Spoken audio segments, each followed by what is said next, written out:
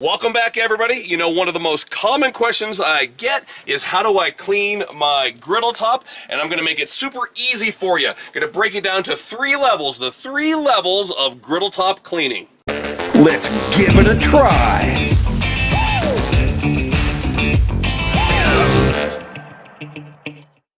I just finished griddling some gorgeous Texas toast grilled cheese.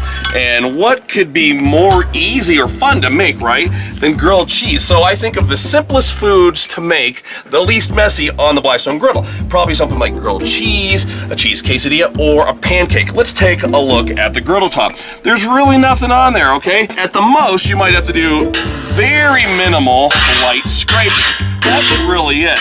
You're just gonna grab your paper towels, you're gonna be careful not to burn yourself, and you're gonna wipe all the crumbs from the grilled cheese, from the pancakes, from the quesadillas, over towards your grease cup. Now listen, I'm using bare hands today. Perhaps you wanna use something like a Blackstone glove. That way if you do slip, you won't burn your hand on a hot griddle top. But grilled cheese, quesadillas, pancakes, very simple foods. That's all there is to it. I'd give it a simple wipe, a little bit of oil, and then you're simply gonna wipe your oil into the griddle top and it's ready for the next dish. You can't beat grilled cheese in the Rocky Mountains.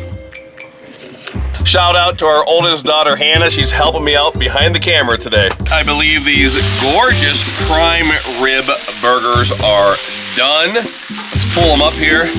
Oh, yeah. We got burger time. Let's give it a try. Okay, hamburgers. This is level 2. As you can see, I would say hamburgers or steaks. Level 2, because you got some mess here. Look, I left that burger on there. Look, I have some cheese. You can see the cheese is a little nasty left on there. So let me set these burgers aside here and show you how you clean a level 2 griddle. So here, you know, we don't have any sugary residue like we're gonna have on stir fry later, but we got kind of a mess. We have burned in sugar. So you're gonna pull out the old griddle scraper. I like this kind right here, folks. I like the kind that has a sharpened edge on it right there. And we're just gonna go ahead and scrape, okay? It shouldn't be too rough. If your griddle top is properly seasoned, we're lightly scraping, okay? We're not digging in there, folks. And why do we not dig in there? That's because these are steel griddle tops. Carbon steel. This isn't a restaurant cooking top. Ones that are made out of stainless. Those ones, the line cooks have to scrape those things every night all the way down. They're not non-stick, and they're certainly not as easy to work with. So here's all we're doing. We're doing light scraping, like this.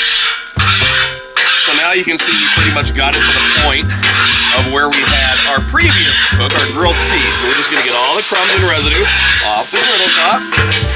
Okay, once again, we're gonna grab our handy paper towels. In this case, it is a Bounty. And we're gonna wipe. Being careful again, wipe. Get all those crumbs off. Move them all back here towards your grease cup. Let me switch out a paper towel here.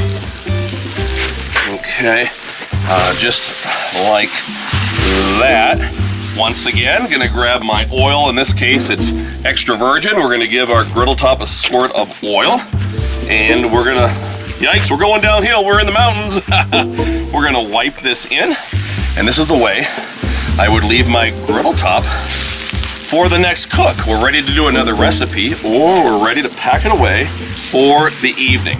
We're just finishing up some stir fry here. Of course, I got Blackstone sesame, teriyaki, sear and serve.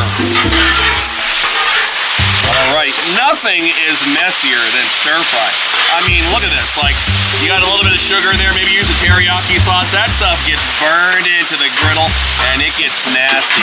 So let me pull this beautiful stir fry and I'll show you how we clean a nasty level 3 stir fry mess. So that's how messy. Look at this, it's real sticky because you got sugar that's caramelizing, that's burning on the griddle top here.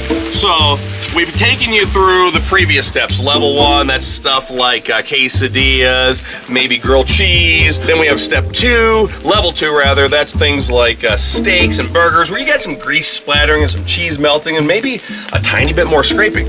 But check it out, level 3, you got all that, but you've got burned in sugar. Oh, look at that, see, you scrape it, but it's still on there. So what are you gonna do?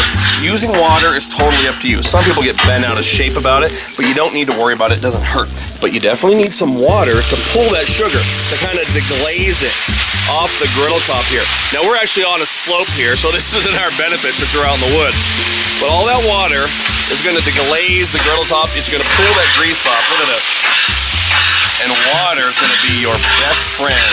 And maybe you're doing like level 2 cooking. Maybe you're cooking burgers, but maybe you're doing it at an event, like in the past, we've cooked at trade shows, and we've cooked hundreds upon hundreds of hamburgers in a row. Well, then you've got a mess that's akin to a level 3, right?